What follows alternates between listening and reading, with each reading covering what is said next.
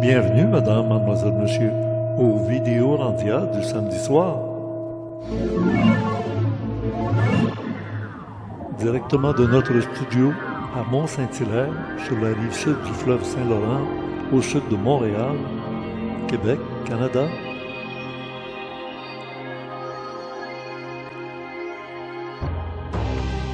Voici notre troisième suggestion. Nous étions en première samedi le 29 juillet 2023 pour le Vidéorandia numéro 31. Conception, animation et montage Richard Glenn, l'ésotéristes du Nouveau Monde. Nos suggestions estivales à votre choix. Vous faites votre émission avec le menu que je vous offre. On pourrait considérer que cette semaine, il y a une thématique. Le monde doit changer. Mado Sauvé, Alain Juillet et d'autres spécialistes qui viennent s'exprimer sur le sens justement des changements nécessaires dans notre monde. Complément surprenant, ne pas oublier, la musique Daniel Morancy, soutien technique Emmanuel, Stéphane, Jeannot et Donald, recherchiste Louis Ferland à la régie Spirale et le concepteur du site du Club Créé, François Deschamps, webmaître. Ne manquez pas d'aller regarder et de lire les compléments surprenants de Gilles Surprenant qui s'ajoutent toutes les nuits après la diffusion première le samedi soir. Bonne émission.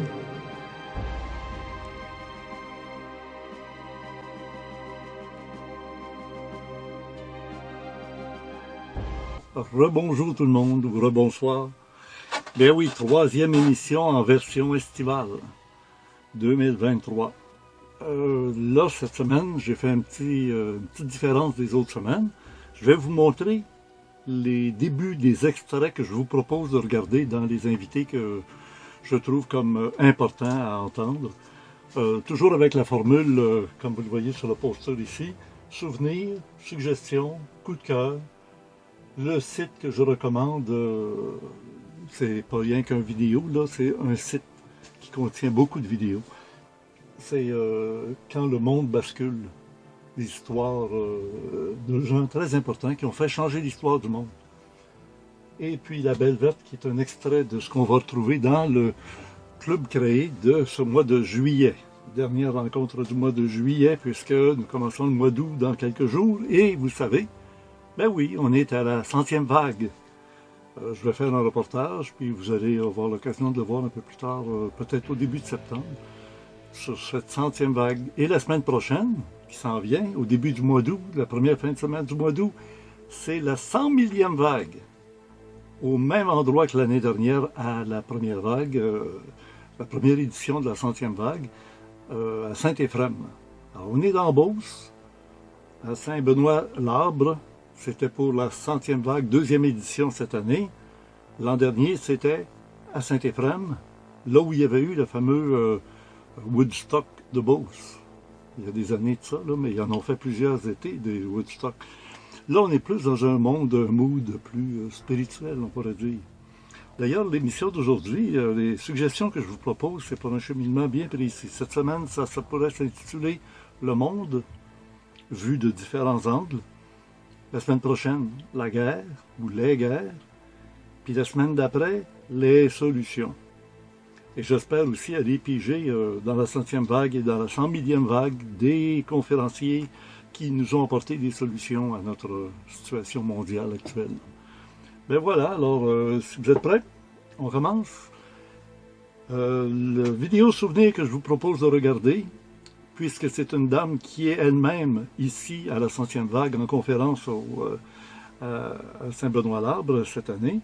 Il s'agit de Mado Sauvé. On l'avait reçu pour nous parler de la conspiration de l'univers. Maintenant, sa conférence qu'elle vient de faire ici, c'est la conspiration divine. Le mot conspiration, il y a une époque, là, il fallait faire bien attention de ne pas parler de ça sur Internet, mais sans passer, hein, on peut dire. On peut maintenant en parler. C'est un mot de la langue française bien ordinaire, puis les conspirateurs, puis les conspirationnistes, et puis la conspiration, c'est global, là, s'entend qu'il y aurait quelque chose, une machination organisée dans le but de nuire. Des conspirations, c'est rarement positif, là, même s'il y en a eu, on pense qu'il y en a. Quand tu veux faire une fête à quelqu'un, puis tu veux que ça reste secret, vous conspirez tout à y préparer une surprise. Il ne faut pas qu'il le sache, il ne faut pas qu'elle le sache. Alors, c'est une forme de secret qui se transmet entre initiés. Ouais.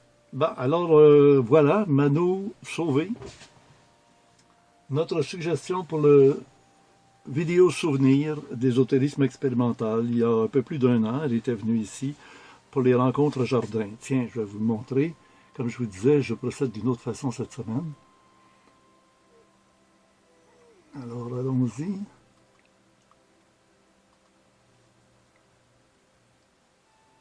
Regardez dans la télévision devant moi. C'est elle, Mado Sauvé. On l'écoute un instant. Oui. Qu'est-ce que tu penses de l'idée de ceux qui veulent quitter les villes, aller au loin, comme disait la Bible, quitter les villes, aller au-delà des montagnes, blablabla, créer des éco-villages, créer des sociétés, puis se réorganiser dans une nature, dans la nature, pour être autonome le plus possible, ne pas être empoisonné par les produits chimiques, les produits dénaturés qu'on vend dans les magasins, qui nuisent à notre santé biologique, et qui seraient en harmonie parce qu'il y aurait une règle d'or au-dessus de la nature matérielle. Il y aurait une nature spirituelle que tout le monde vibrerait à cette nature-là. Est-ce que tu y crois à ça? Parce que je sais qu'Auroville, là, en Inde, à Pondichéry, suite à Aurobindo puis Mer, à Pondichéry, Auroville, tu sais de quoi je parle. Oui, hein? oui, je suis allée déjà. Avec la grande boule là, dorée. Oui, là, le matrimandir. Ben oui. C'est encore la chicane. Des guerres d'ego. Ça Plus que n'a jamais. pas changé. Plus que jamais. Plus que jamais. Oui, oui. Bon. Oui. T'en as des nouvelles récemment? Oui, ben oui, parce que j'ai un copain justement qui m'a envoyé des documents là-dessus. Ouais. Il y a une dame, attends, je l'ai dessus. Alors, est-ce que ça décourage pas? Regarde, tu as des beaux documents ici, là. Il y a eu des maîtres qui sont passés, lui puis elle, là, ensemble. Ah, qui ont expliqué de façon magistrale. Et ça aboutit pas encore une fois. Ben non, ça aboutit. Regarde, on est Ben, en train de s'en Auroville. parler. Ouais, On mais est à Québec, à l'autre bout de la planète, puis on est Ouais. en train de parler de quelque chose qui a Ouais. eu lieu en Inde il y a 100 ans. Hey, Ouais. c'est en train de se répandre partout. OK. Tu le On vois est comme en ça, train ouais. d'accepter que c'est le temps qu'on passe à autre chose, puis que la transformation dans nos corps, la chenille va devenir papillon là. La chenille, elle pense pas à devenir papillon. Elle est en train de le devenir, c'est en train de se faire dans nos corps. Là, elle est l'imago, là. Elle est dans son cocon, là. Ouais, justement, on se fait- est la se fait enfermer. chrysalide, là. Oui, oui, c'est ça, on est dans... Avec le cocon. Fait que ça, c'est Ouais. notre cocon. La chrysalide est à l'intérieur, on la voit pas, mais on la sent. On commence Ouais. à aspirer. Tu sais, les gens qui ont pas voulu croire toute la pandémie puis les mensonges qu'il y a autour, ça leur disait non, il y a quelque chose d'autre qui s'en vient. Il y a quelque Ouais. chose de magnifique. Mais On le peut-être sent. qu'il y en a qui veulent arrêter cette transformation. Ben, c'est pour ça qu'il y a ça. Puis même la bêtire, la transformation. Puis pense-y, Richard, c'est dans le corps que c'est en train de se faire. Puis ce qu'ils ont injecté, c'est dans le corps aussi. C'est Ben pour oui, essayer ouais. d'arrêter ça. Je Mais pense. pour les gens dont l'âme peut est pas être pour le avancée, c'est provoquer. inarrêtable. Je pense pas que ça pourrait être pour le provoquer, pour l'accélérer. Ça se peut que ça le fasse. Je pense pas que c'était le but de ceux qui ont organisé ça, mais je pense que si on est bourré d'oxyde de graphène puis qu'on devient une antenne vivante, puis on l'est toutes, hein, parce que les chemtrails, c'est plein d'oxyde de graphène. C'est moins que si on est injecté, mais il y en a partout, Ouais. là. Donc, on devient des antennes vivantes. La question, c'est qu'est-ce qu'on laisse entrer? Puis qu'est-ce qu'on dit? Non, ça, je veux pas cette pensée-là. Je veux pas ce désir-là. Je veux pas cette émotion-là. Moi, je reviens là, puis je me donne au divin intérieur, puis c'est toi qui mènes ma vie.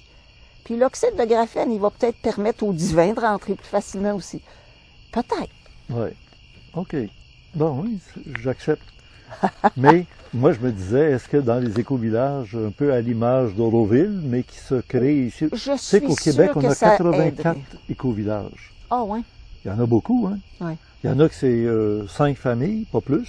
Mhm. Puis il y en a d'autres qui sont une trentaine de familles. Oui. Puis il y a plein de groupes en ce moment qui se mettent en place. J'en ai dans mon coin, là, je fais partie de 3 groupes différents qui sont tous en train d'essayer de s'organiser. Là. Fait que c'est magnifique, c'est le COVID qui a fait ça. Oui, c'est le COVID qui a fait ça. Imaginez. C'est drôle parce que mes amis me disent toujours, lorsqu'ils essaient une méthode qui semble négative, finalement, ça va se retourner contre eux parce que la lumière passe toujours à travers. Dès qu'il y a une petite fente, une petite craque, un petit quelque chose, la lumière vient d'arriver, on voit à travers. Ben oui, c'est ma dos sauvée. Il y avait déjà des gens qui étaient à la 100e vague, qui font partie de communautés comme ça. Alors j'en ai interviewé quelques-uns, vous allez les entendre lors de la diffusion de mon reportage sur la 100e vague, 2e édition. On continue avec les invités que je vous propose, parce que là, évidemment, Mado Sauvé, elle a parlé pendant 1 heure autour du feu de camp. Il y a des gens qui me disent « Hey Glenn, tu fais pas de feu de camp cette année? » Ben non, j'ai le conteneur qui est dans le terrain de stationnement qui prend toute la place. Alors, on remet ça à une époque future, peut-être dans un autre lieu complètement différent. Sait-on jamais. Alors, maintenant, ma suggestion. Alors, la suggestion, il s'appelle Alain Juillet, et ça a été enregistré le 6 juillet 2023. C'est un monsieur très spécial dans les connaissances qu'il a, et il faut laisser passer un bout de temps dans l'entrevue pour se rendre compte qu'à un moment donné, il sort le morceau. Alors, à partir de là, je pense que ça va vous intéresser au plus haut point. Le voilà. Monsieur Alain Juillet. On le voit là. OK. On écoute. Ça, c'est l'endroit que je vous recommande de regarder la vidéo que je vous propose. À partir de cet endroit-là, c'est important ce qui va se dire. Pour parler de l'ordre international, depuis la chute de l'URSS et la fin de la guerre froide, on s'est beaucoup interrogé sur ce qui dominait les relations internationales. Il y a deux thèses qui ont connu un grand succès. La première, c'est celle du choc des civilisations de Samuel Huntington. Oui. L'autre, c'est celle de Francis Fukuyama sur la fin de l'histoire. Selon vous, qu'est-ce qui caractérise aujourd'hui la géopolitique du monde? Quelle est la ligne de faille dominante? Je crois que tout le monde sait. Enfin, Fukuyama qui disait c'est la fin de l'histoire, le monde sera capitaliste à l'américaine. Ça, c'est complètement fourvoyé. Donc ça, c'est Huntington qui disait, comme Malraux d'ailleurs, disait le 21e siècle sera, le 22e siècle, 21e siècle, pardon, sera une guerre de religion, sera religieux de guerre de religion, hein, il y aura des guerres de religion. Je crois que c'est une phrase apocryphe, mais pardon. Je crois que c'est une phrase apocryphe de Malraux, il me semble. Oui, le 21e siècle sera religieux. Mais il n'a pas dit exactement comme ça, mais il a dit des choses un peu dans ce sens-là quand même. Lui pensait aussi ça, mais pour d'autres raisons. Hein. Huntington, lui, avec son analyse, a dit il y aura des conflits religieux. Il n'avait pas tort. Il y a la preuve. Le djihad, c'est ce qui s'est passé, c'est quand même un conflit religieux. Et là, Huntington, il n'avait pas tort. Bon. Par contre, il faut bien voir que c'est pas le 21e siècle, maintenant notre siècle actuel. La vraie caractéristique, c'est qu'on a tous cru, après 92, à un monde monopolaire, c'est-à-dire un ensemble. Et puis, on est dans un monde qui n'est même pas bipolaire entre la Chine et les États-Unis, ou tripolaire entre la Russie et la Chine et les États-Unis, tant plus que maintenant la Chine et la Russie sont rapprochées. Mais on n'est pas là-dedans. On n'est pas les Occidentaux contre les autres, les rouges, les machins. Non. On est dans un monde multipolaire, c'est-à-dire qu'il y a un certain nombre de groupes de pays dans le monde qui se regroupent pour différentes raisons, culturelles, historiques, religieuses, sociales, industrielles, minières, ce que vous voudrez. Bon, et ces groupes de pays disent, nous, on en a par-dessus la tête d'être dominés par des grandes puissances, nous, on veut affirmer notre indépendance et notre spécificité. Ça, c'est quelque chose de fantastique. Parce que c'est en train de changer la face du monde. C'est la montée des BRICS. Hein, les fameux BRICS, vous savez, Brésil, Russie, Chine, Inde, Afrique du Sud, qui s'étaient regroupés en disant nous sommes les pays émergents. Et vous allez voir en décembre, il y a une grande réunion, fin novembre, début décembre, des BRICS au niveau mondial, et ils vont accepter quantité d'autres pays à l'intérieur, dont l'Arabie Saoudite, dont l'Algérie, dont l'Argentine et plein d'autres. Et on va s'apercevoir à ce moment-là que le groupe des BRICS est plus important que le G7 en PIB, en population évidemment, hein, c'est-à-dire que c'est lui qui devient la tête du monde.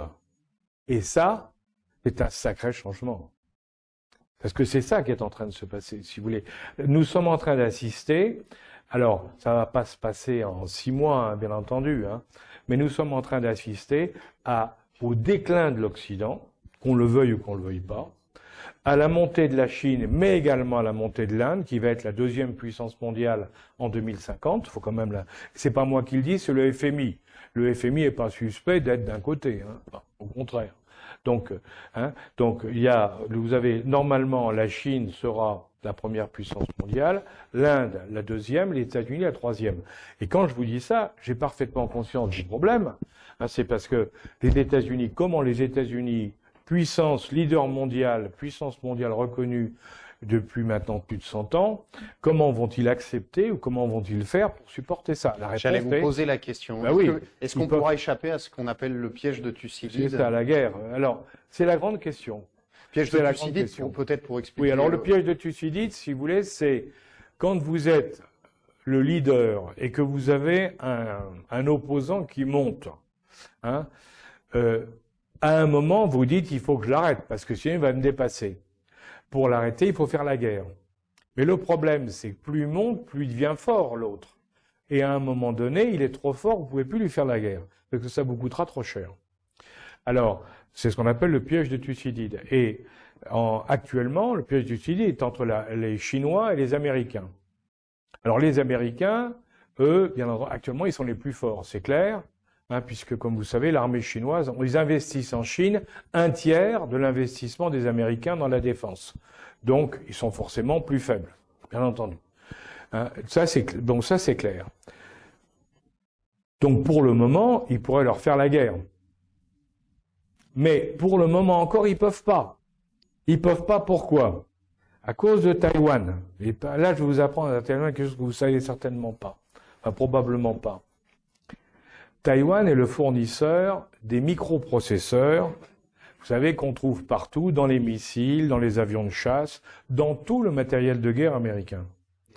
S'il y a la guerre sur Taïwan, il n'y a plus de microprocesseurs, il n'y a plus de puissance américaine, parce qu'ils ne peuvent pas faire la maintenance de tous leurs produits. Donc ils ne peuvent pas faire la guerre. Attendez, j'arrive. Alors Trump, qui était plus malin qu'on ne le croit, ou qu'on le dit, Trump, il a dit aux Taïwanais, avec les méthodes délicates qui étaient les siennes, vous n'avez pas le choix, vous allez me faire 2 usines aux États-Unis. Il y en a eu 2, une au Texas et une autre un peu plus au nord. Hein, et comme ça, et il a dit à tout le monde, quand elles seront faites, là on pourra faire la guerre, parce qu'on aura chez nous, donc on pourra bombarder Taïwan et tout, on s'en fout si Taïwan ne fournit pas. C'est pour ça que l'affaire actuelle de Taïwan, les menaces en boudit la guerre, c'est de la manipulation d'influence, comme je l'ai dit tout à l'heure, parce que pour les moments, les Américains ne peuvent pas faire la guerre à Taïwan, sinon ils se tirent une balle dans le pied. Alors en 2027, là les choses changent. Ouais, alors, c'est un très bon invité, très compétent. J'écoutais l'émission de Jean Deflore le dimanche soir, un dimanche sur 2, une fin de semaine sur 2, et il nous disait justement dimanche dernier que l'usine qui fabrique des microprocesseurs aux États-Unis, hein, ben, elle est tellement ralentie, manque d'employés, manque de spécialistes, sont obligés d'en importer de Taïwan qui vont venir travailler dans l'usine américaine. Ça fait peut-être l'affaire de certains Taïwanais, mais c'est moins intéressant dans le sens où on se dit que Taïwan va finalement devenir une cible facile à conquérir pour la Chine. Puis on sait ce qu'ils ont fait à Hong Kong. Alors, on va venir pour 2027, il nous dit. Mais là, ça parlait d'aller à la vitesse qu'ils pensaient la production de l'usine des États-Unis de microprocesseurs. Ils ne sont pas à la hauteur actuellement. Vous avez remarqué que sous les vidéos que je vous propose, il y a un espace et vous pouvez voir de quel site ça provient. C'est important parce que, écoutez, on se sert de ces enregistrements qui sont tous disponibles sur YouTube, gratuitement pour tout le monde. Et là, je leur fais une belle publicité en disant à mon public, allez voir là. Celui-ci s'appelle Atelier de la langue française. Hein, vous le voyez, il est écrit Atelier de la langue française. Et vous avez qu'à écrire sur YouTube Atelier de la langue française, et là, vous allez voir apparaître toute la liste des vidéos qui sont disponibles à ce site-là que je recommande au plus haut point. Ils font des entrevues en France, là, ils ont tous les spécialistes avec eux. Ici au Québec, on n'a pas vraiment des spécialistes à ce niveau-là, de niveau international. Puis souvent, les bons parlent en anglais seulement, et peut-être qu'il y en a qui pourraient... mais ce qu'ils viennent nous apprendre à travers toute l'entrevue qui dure plus d'1 heure, là, elle dure 2h26 minutes que vous voyez, 2h26 minutes. Il y en a de l'information qui passe, beaucoup. Alors, comme je vous dis, c'est comme des suppléments aux émissions d'ésotérisme expérimental que je fais depuis 40 ans. Il y a des choses qu'on a dit, qu'on a présentées, qu'on a annoncées, mais je n'avais pas les outils pour rejoindre ces invités-là. Et je n'ai pas la compétence non plus de les interviewer avec l'acuité de ces spécialistes français intervieweurs. Maintenant, mon coup de cœur. Ah ben, le coup de cœur que je vous propose cette semaine, ça se trouve à être celui qui fait partie d'un autre organisme, un autre site, le site Station biologique de Roscoff. Et le titre, je vais vous le montrer, Effondrement de la biodiversité.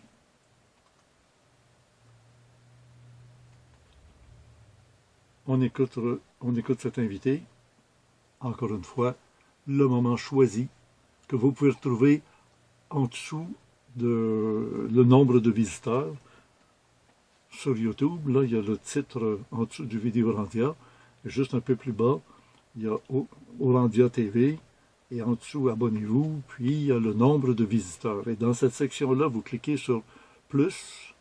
Et vous allez voir que tous les liens sont directs pour aller à l'endroit que j'ai sélectionné. On porte attention. 3, 2, 1. Écoutez, je ne peux pas vous dire ce qu'il faut faire, hein, ça sera vous qui trouverez. Mais ce que je peux vous dire, c'est que, en plus de ce que je vous disais tout à l'heure sur le fait que de toute façon, il faut garder une bonne compétence scientifique, quoi qu'on veuille faire, je pense que quand on est un jeune scientifique, on a intérêt à bien creuser son sillon dans son domaine, mais aussi à s'ouvrir, à discuter avec, en particulier les sciences humaines, avec d'autres domaines. Ça aide à fabriquer une recherche originale et intéressante. Donc, c'est pas en restant complètement fermé dans son petit truc qu'on est le meilleur chercheur, à mon avis. Donc, s'ouvrir à autre chose, c'est toujours bon. Je voudrais vous dire que je pense effectivement, vous parlez d'un changement complet de mentalité. À mon avis, il est en train de venir. Il est en train de venir parce que il y a une chose que j'ai constatée récemment. Ça fait des années que je fais des cours où je parle du progrès aux étudiants. Ça fait plus de 20 ans. Et je leur expliquais, quand je faisais ce cours, je parlais de Buffon, et puis je montrais, etc. Et je disais que donc l'idéologie du progrès, ou le mythe du progrès avait totalement pris dans nos sociétés. 18e, 19e, 20e siècle ont vécu sur l'idée de progrès. Et d'ailleurs que chaque génération pensait a priori que sa vie serait meilleure que celle d'avant. Moi, j'ai jamais pensé que ma vie serait moins bien que celle de mes parents. J'ai toujours pensé qu'elle serait mieux, il n'y avait pas de problème. Et chaque génération pensait ça. Et ce qui est rigolo, c'est que depuis 5 ans, je m'amuse toujours à le dire, alors que je connais la réaction, hein. Depuis 5 ans, quand je dis ça aux étudiants qui sont actuellement des étudiants de master, des étudiants de 23 ans, hein, eh bien, il y a immédiatement tout le monde dans la salle qui dit « Ah, nous, on n'y croit pas du tout, on pense que notre vie sera moins bien que celle de nos parents. » Donc, nous sommes dans une période où il va y avoir nécessairement un changement, parce que tous ces trucs-là n'ont été possibles que parce que les gens croyaient qu'ils étaient dans un mouvement de progrès.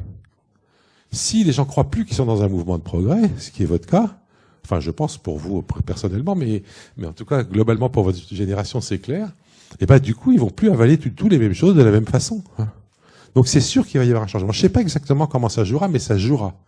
Quand votre génération et les générations d'après deviendront majoritaires, il va se passer un truc. Parce qu'on sera plus dans cette foi dans le progrès, et je ne sais pas ce que ça changera, mais ça changera nécessairement des choses par rapport à ce qu'on discute. Oui, il y a des changements majeurs qui s'en viennent dans notre société, dans notre monde. Je vous disais, on aurait pu intituler cette troisième version estivale d'ésotérisme expérimental dans le vidéo Orandia numéro 31, Le Monde. La semaine prochaine, ben, vous le sentez, on va parler de la guerre. Mais de la guerre qui est possible, mais de la guerre qui est aussi impossible.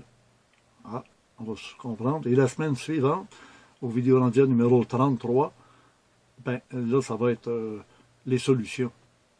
Et des solutions tellement incroyables, j'en reviendrai pas, je peux juste vous donner un petit cue. Les Big Pharma n'existeront plus. Internet n'existera plus.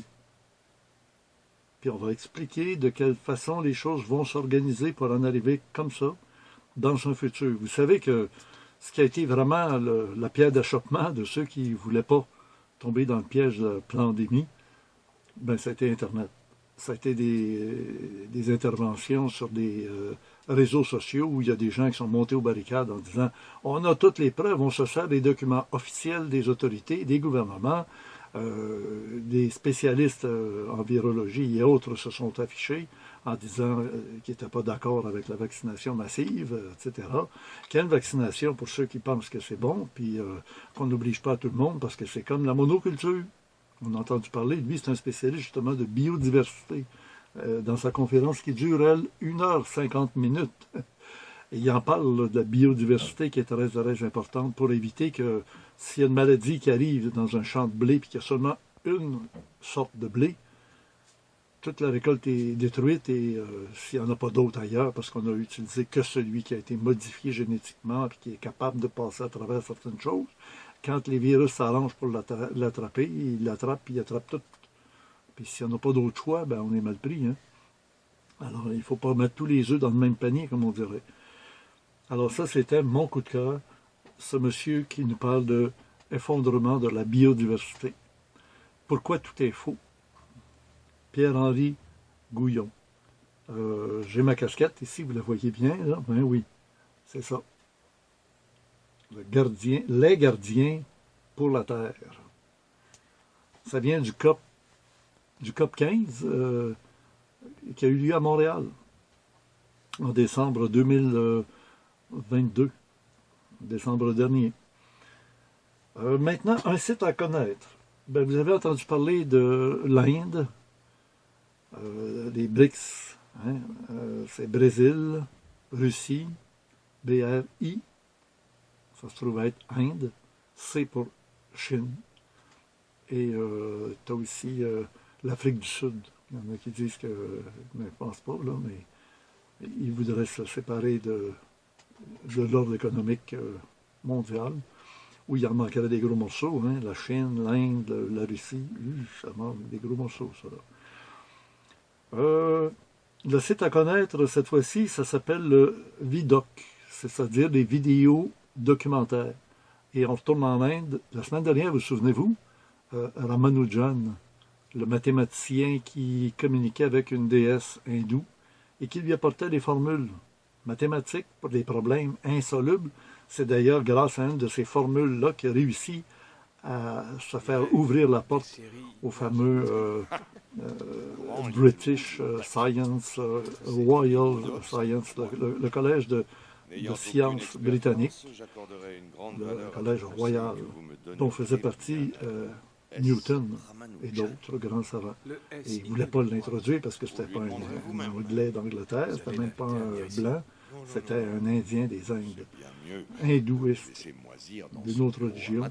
Et finalement, il a trouvé la déesse, il a donné la formule, et après il fallait qu'il l'explique parce que c'est beau avoir la formule, mais il faut savoir comment arriver à cette formule-là et comment le spécialiste là-bas, il l'a lu, puis les autres, c'est comme s'ils lisaient des partitions de musique. Juste à regarder les formules, ils comprennent tout.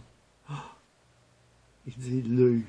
Ben, ça veut dire que maintenant, il va rentrer au British, l'organisme le plus savant d'Angleterre. Alors ça, maintenant, je vous propose, pour cette dernière suggestion de cette émission, un vidéo qui a rapport avec Gandhi. Et pourquoi? Parce que Gandhi y a apporté quelque chose de bien spécial qui était très important. On le voit là.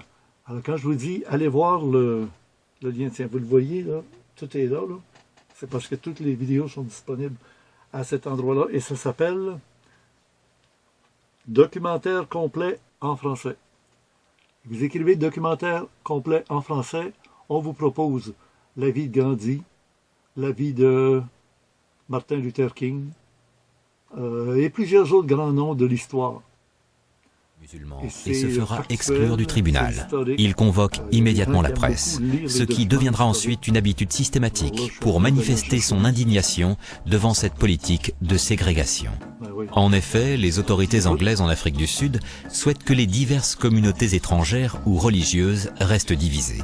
Cette politique de séparation est d'ailleurs à l'origine de la future politique de l'apartheid, mot qui signifie partition ou mise à part. L'incident suivant va beaucoup marquer Gandhi. Parti en train pour Pretoria avec un billet de première classe, il est violemment déposé avec ses bagages sur le quai d'une gare par le contrôleur du train, à la demande d'un passager blanc raciste qui refusait de partager le compartiment avec un Indien.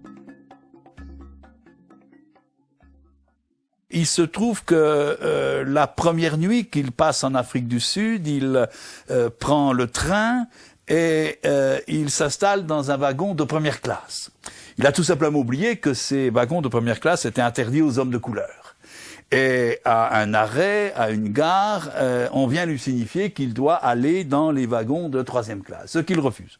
Il est donc expulsé du train, jeté avec ses bagages sur le quai. Et il va passer la nuit dans la salle d'attente de cette gare et il va se dire ou bien j'accepte et je me résigne à cette humiliation qui m'est imposée par le pouvoir blanc, ou bien je n'accepte pas et je résiste. Et finalement, il va décider de résister. Et il dira que c'est cette nuit-là, finalement, qu'il est devenu un résistant. La mixité raciale en Afrique du Sud était alors impossible. Ouais, on le sait, hein, ça a été longtemps l'apartheid. Et on voit comment la désobéissance civile pacifique, il tenait beaucoup à ce que les gens qui suivaient sa philosophie, soient pacifiques. On parle maintenant d'une résistance, une désobéissance civile qui soit évolutive, dans le sens où ça élève la conscience. Autrement dit, on ne s'intéresse pas simplement aux petits problèmes qui nous fatiguent, on se gratte, ça vient de finir. C'est comprendre toute la dynamique, j'allais dire, spirituelle même. La semaine prochaine, on va parler de la guerre, des approches de la guerre et des interdits de la guerre et des impossibilités ou des folies qui feraient une guerre comme il y en a déjà eu d'autres. Alors, pour comprendre et nous mettre un peu de couleur dans notre esprit, le film que je vous propose de regarder dans le Club Créé, c'est La Belle Verte. Et ça se trouve à être le film qui est présenté ici à la 100e vague. La Belle Verte, c'est un film français super génial qui raconte que des extraterrestres se rendent compte que hey, wow, il faudrait aller aider les gens d'abord sur la Terre, la Belle Verte, c'est la planète Terre. Alors qui veut y aller? Tout le monde s'assoit. Ah, qui voudrait aller sur telle autre planète? Ah, là il y en a 7, 8, 10, 20, 30 qui veulent aller ailleurs. Mais la planète Terre, tout le monde se rassoit. Sauf qu'il y en a une qui décide de rester debout. Puis ils disent, bon, ben, tu veux y aller? Oui, je vais essayer. Bon, ben, il va. Et vous allez voir comment c'est un être humain, pareil comme un être humain qui est extraterrestre et qui est très évolué. Et c'est un film qui remonte à il y a plusieurs années déjà. Et pourtant, ça répond exactement au message qu'on retrouvait dans la 100e vague. Et dans la 100 millième vague la semaine prochaine, comme je vous répète. 100 millième vague à Saint-Éphrem-de-Beauce. Voilà, on a fait le tour de ce que je vous propose cette semaine. Déjà avec des extraits que vous avez vus, vous avez peut-être compris qu'il y avait beaucoup de belles matières à écouter. Et la peur vient de l'ignorance. Et puis le danger, c'est de devenir fanatique en étant très limité dans un petit point de vue. Il faut s'ouvrir l'esprit, écouter d'autres qui ont une approche différente, une culture différente, mais que finalement on se rend compte qu'on a besoin tous du même soleil, de la même air, de la même eau pour vivre. Sur le plan de l'esprit, c'est la même chose. Merci de votre attention et je lis vos commentaires, ne vous gênez pas. Si vous avez des suggestions à nous faire ou à faire à Gilles Surprenant, qui fait toujours les compléments surprenants, ben oui, à toutes les nuits après la diffusion du samedi soir, c'est entre le samedi et le dimanche et lundi, etc. C'est pour ça qu'il y a des chiffres qui sont écrits à côté des compléments surprenants sur la page d'accueil. Il y a des fois marqué 4 de 7, ben, ça veut dire qu'il est rendu à la 4e ajout. Quand il est marqué 7 de 7, ça veut dire qu'il est complet. 1 de 7, ben, ça veut dire qu'il vient de mettre... Avant, il y a l'introduction au complément de Gély, qui nous ramène des vidéos des années passées, des vidéos de Vidéorantia, qu'il a retrouvées dans les archives, et vous pouvez regarder ce qu'on a produit depuis 2012, 2013, 2014, jusqu'à aujourd'hui, pour la même date, ben, le même numéro de Vidéorantia. Cette semaine, on est au Vidéorantia numéro 31. Alors, bonne semaine, bonnes vacances. Les vacances ne sont pas finies. Puis un beau temps chaud, oui, il faut en profiter. Merci beaucoup. À la semaine prochaine.